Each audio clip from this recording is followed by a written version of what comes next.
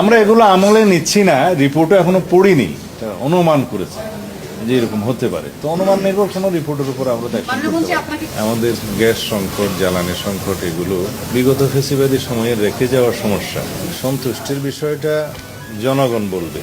আমরা তো সবসময় বলবো আমরা আইনশৃঙ্খলা পরিস্থিতি উন্নত করতে পেরেছি, তবে জনপ্রত্যাশা অনুযায়ী উন্নীতকরণের জন্য আরো সময় লাগবে।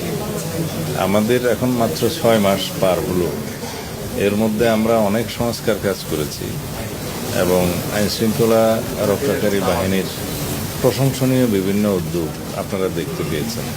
আমরা আশা করি 180 দিনের মধ্যে সরকারের বাস্তবায়িত এবং যেগুলো শুরু করেছে ইনিশিয়েটিভ অনেক কর্মসূচি, এগুলো প্রশংসিত হয়েছে। মাননীয় প্রধানমন্ত্রী নেতৃত্বে আমরা একটি সংকটময় মুহূর্ত খুব সফলতার সাথে মোকাবিলা করেছি। যেমন মধ্যপ্রাচ্য একটা যুদ্ধ পরিস্থিতির কারণে জ্বালানি তেল এবং গ্যাসের সরবরাহ নিয়ে সারা বিশ্বে সংকট সৃষ্টি হয়েছিল, বাংলাদেশও তার বাইরে নয়।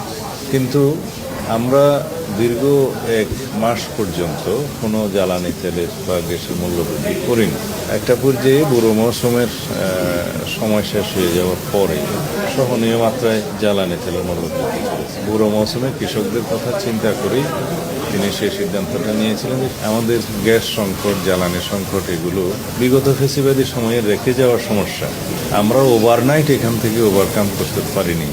এখন এই সমস্তগুলো সাকসেসফুলি আমরা মোকাবিলার চেষ্টা করছি এবং ভবিষ্যতে যাতে জ্বালানি নিরাপত্তা রাখা যায়, জ্বালানি তেলের সরবরাহ ঠিক রাখা যায় এবং আমরা মজুদ রাখতে পারি একটা সার্টেন সময়সীমা পর্যন্ত, সেই পরিকল্পনা আমরা নিচ্ছি। আমরা মাতারবাড়ি গভীর সমুদ্র বন্দর মাননীয় প্রধানমন্ত্রীর নেতৃত্বে ভিজিট করতে গিয়েছিলাম। সেখানে আমরা ল্যান্ড বেস এলএনজি টার্মিনাল করার বিষয়ে আমরা সিদ্ধান্ত নিয়েছি, মাননীয় প্রধানমন্ত্রী সিদ্ধান্ত দিয়েছেন। আর একটি এফএসআরও স্টাবলিশ করার জন্য এই মহেশখালী একটা সার্টেন জায়গায় সিলেকশনের জন্য জরিপ চলছে এবং সিদ্ধান্ত হয়েছে এখানে G2G ভিত্তিতে আরও একটি এফএসআরও, 2টা এফএসআরও নির্মাণ করা হবে। তা এখন যে এফএসআরওগুলো আছে সেগুলো একটা সামিটের আর একটা এক্সিলারেট এনার্জির সম্ভব। এগুলো মাঝে মধ্যে বিভিন্নভাবে যান্ত্রিক ত্রুটি দেখা দেয় বা বিভিন্ন রকম সমস্যা দেখা দিলে সরবরাহ বিঘ্নিত হয়। তো যে সমস্যায় আমরা পড়েছি, আমদানি নির্ভরতা বিগত ফেসিবাদী সরকারের সময় সৃষ্টি হয়ে গেছিল। এখান থেকে আমরা বেরিয়ে আসার জন্য দেশের অভ্যন্তরে এবং অনশোরে গ্যাসের অনুসন্ধান কার্য শুরু হয়েছে। খাদ্য নিরাপত্তা নিশ্চিত করার জন্য আমরা আমাদের পরিকল্পনা প্রায় বাস্তবায়ন করে ফেলেছি। এইবার তারা রিপোর্ট দিয়েছে, আমি এখনো পড়িনি সেই রিপোর্ট।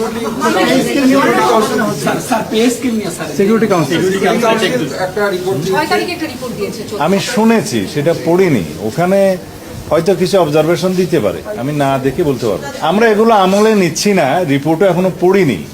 তাছাড়া আমি যতটুকু শুনেছি পত্রিকান্তরে, সেটা ওখানে বলা হয়েছে যে তারা একটা এজিউম করেছে, অনুমান করেছে যে এরকম হতে পারে। তো অনুমান নির্ভর কোনো রিপোর্টের উপর আমরা